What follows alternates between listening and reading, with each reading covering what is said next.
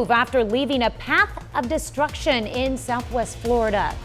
Latest update on the drought situation puts significant, exceptional drought for a good portion of the area now. Is rain on the way? I'll tell you when, coming up.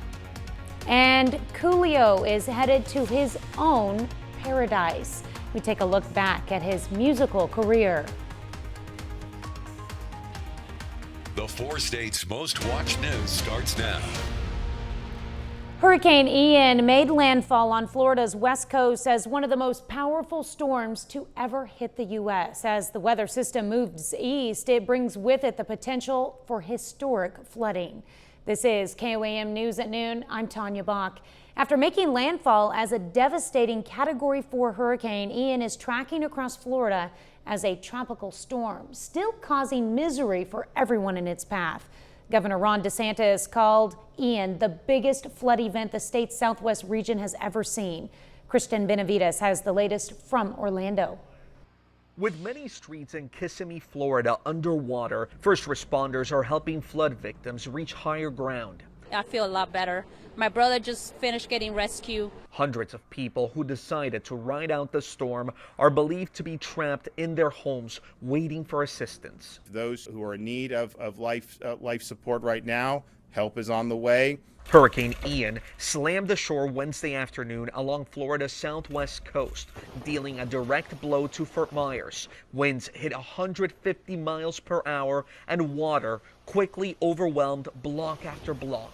Ian wiped out a section of the causeway to Sanibel Island and left behind massive flooding. Are you guys okay? Naples was also hit hard. Cell phone video shows firefighters wading through chest-deep water to rescue one woman. Ian is now taking aim at Florida's east coast. The storm has weakened, but still packs plenty of power. This storm is having broad impacts across the state, and some of the flooding you're going to see in areas hundreds of miles from where this made landfall are going to set records. This was the scene in St. Augustine early this morning. The winds were whipping, heavy rain was falling, and conditions are expected to get worse as the day goes on. Daytona Beach is also bracing for flash floods and high winds before Ian heads out to sea again. Forecasters say the storm could strengthen over water and is expected to make landfall for a third time, possibly near Charleston, South Carolina. Kristen Benavides, CBS News, Orlando, Florida. Over 2 million people began the day in Florida without power, and that number could go up later today. Well, many of us have friends and family in Florida, and our own Chris Warner has been keeping a watchful eye on Ian. He joins us with a first look. That's right, Tanya. We've been watching Ian as it has moved off of the Florida coast. You can see the center of circulation just to the east of Florida. And as mentioned in the story we just ran, it is going to start to circle back around towards South Carolina. And that is why we have some problems. It is going to be in warm, open water, giving it an opportunity to recycle, to strengthen again. And so we now have tropical storm warnings for a good chunk of North Carolina and then stretching along the Georgia coast back into Florida. But right here, we're including Charleston along the South Carolina coastline, we have new hurricane warnings in effect as Ian is expected to re-intensify to a Category 1 storm. The winds are up to 70 miles an hour. And remember, at 74, it becomes officially a Category 1 hurricane. We look at the track after it moves off the coast. It's going to intensify as we head into late tonight and then expected to make landfall tomorrow afternoon right near Charleston. And we'll keep an eye on Ian as it circles back around to make landfall once again in the United States, and keep an eye on the situation. Locally, we are cooler today. 69 in Joplin, 67 in Fort Scott, 71 Parsons, Neodesha, and Independence. Again, the drought tracker was updated, and as you can see, the exceptional drought has now been expanded into a good chunk of southwest Missouri in our area, including all of Barton County and most of Jasper County. And this means the situation, of course, only getting worse. We do have some rain possibly on the way. We still got to wait for it to get here. For the rest of today, a high of 75, mostly sunny skies. We're going to take a look at tonight and, of course, those rain chances in the 7-day forecast here in just a few minutes. All right. Thank you so much, Chris. Well, an upcoming panel in Joplin aims at addressing child care challenges and possible answers to those concerns. Amy Kaufman is one member of the panel formed by the Alliance of Southwest Missouri. The panel meets next month and will include members from the Alliance, Joplin's Chamber of Commerce, workforce experts, and child care workers. Kaufman says the ultimate outcome is to increase the local labor force. And in fact, it is cheaper to have a child in college. In-state tuition, college tuition is cheaper than infant daycare. So part of the problem is affordability. It's very expensive, and that's why people aren't in the workforce. They have to stay home. The panel meets October 20th at the Advanced Training and Technology Center in Joplin. Well, for the next 4 weeks, we're sharing stories highlighting the different child care challenges in the area. And today, KOAM's Jalen Banks shares with us how one single mother is navigating the challenges of child care in Southwest Missouri. Grace Van Sickle, a single mother of 3, has been providing for her happy family, but has faced some challenges. When I only had my one daughter, my oldest daughter, and it was about $120 a week just for her to go full all 5 days, and I wasn't working all 5 days at the time. I was just working part-time, so that's why I didn't go with those. Had she continued with the provider, she would have paid $360 a week for a total of over $1,400 a month. Despite living in Joplin, she now takes her children to a provider in Seneca, where she now pays $600 a month for childcare. But she's paying $60 to $80 a week on gasoline because of the commute. She is not alone in that. According to childcareaware.org, over 50% of parents spend more than 20% of their income on childcare.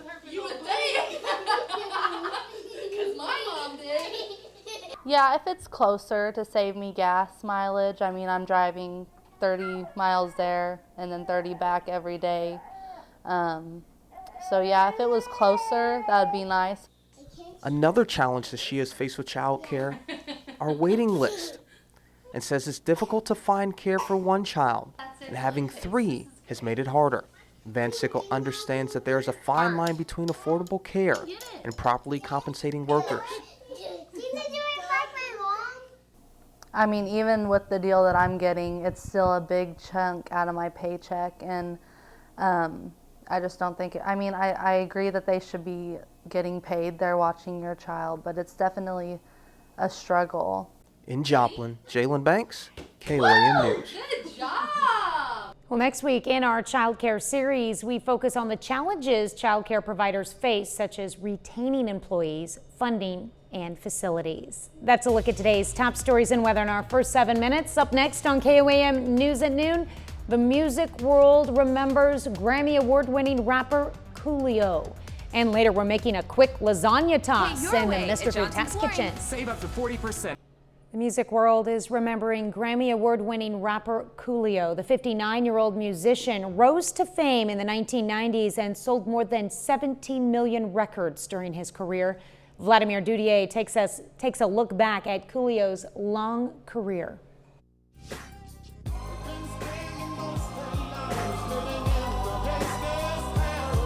Compton, California was no stranger to producing rap royalty in the 1990s, and Coolio was no exception, most notably with his smash hit Gangsta's Paradise. As I walk through the valley of the shadow of death, I take a look at my life and realize there's nothing left. The song shot to the top of the charts and was Billboard's #1 single in 1995, even eclipsing in popularity the film Dangerous Minds starring Michelle Pfeiffer, which featured the track. Coolio, whose real name was Artis Levon Ivy Jr., went on to win a Grammy in 1996 for Best Rap Performance for the song. An award is not really the pinnacle of what your achievements are because you get an award. An award just lets you know that you worked hard, at least for that time, for that particular period of time. Along with hits like Fantastic Voyage, the first track off his 1994 debut album,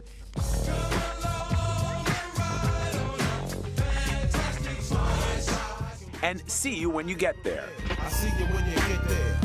Coolio went on to release 9 albums, selling more than 17 million records.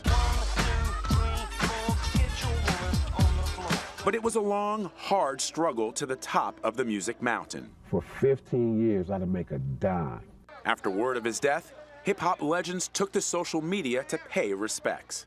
MC Hammer wrote, "One of the nicest dudes I've known." Rapper Ice Cube tweeted, "I witnessed firsthand this man's grind to the top of the industry. Rest in peace." Vladimir Dutit, CBS News. Well, still to come on the KOAM News at Noon, Mr. Food. Love lasagna, but you don't make it as often as you'd like because it's just too time consuming? Guess what? With today's recipe, that'll never be your excuse again. But first, Chris Warner returns with your complete forecast. Mother Nature decided to say, you know what, I'm going to make things just a little bit cooler for you today before I make things really hot. And you'll see what I'm talking about once we get to the extended forecast. Right now at 7th and Rangeline, we have absolutely beautiful skies across the area. Current conditions, look at this at noon. We're only 69 degrees right now, which is nice. It's very fall-like today, but it's not gonna last, unfortunately.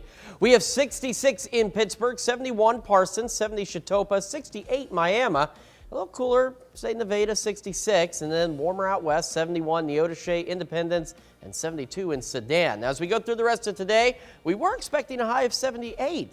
Now we're looking to maybe only cap out at about 75 because Mother Nature, like I said, she said, here's a break for you. I'm just going to let it be cool for a minute. We're still going to be mostly sunny, clear skies. Great day to get outside and do anything you need to. Going into tonight, we'll still drop off pretty quickly to an overnight low of 48, which is right about where we should be. And as we head into the weekend, this is what I'm talking about. It's really going to start to warm up. Mostly cloudy Saturday, 83. Partly cloudy on Sunday and 85. We will be unseasonably warm again, and we will be staying dry. Now, the future track is the one thing that we're keeping an eye on because we're watching the possibility of some showers heading into Tuesday, Wednesday, and then returning again by the time we get into Friday and Saturday of next week. And as you can see, you could barely see anything Tuesday and Wednesday. We're hoping that increases, but as you see, as we head into, say, late Friday and into early Saturday, we have a better chance of more widespread showers. And if we get them, look at that temperature, 45. It's going to be a bit of a chilly rain.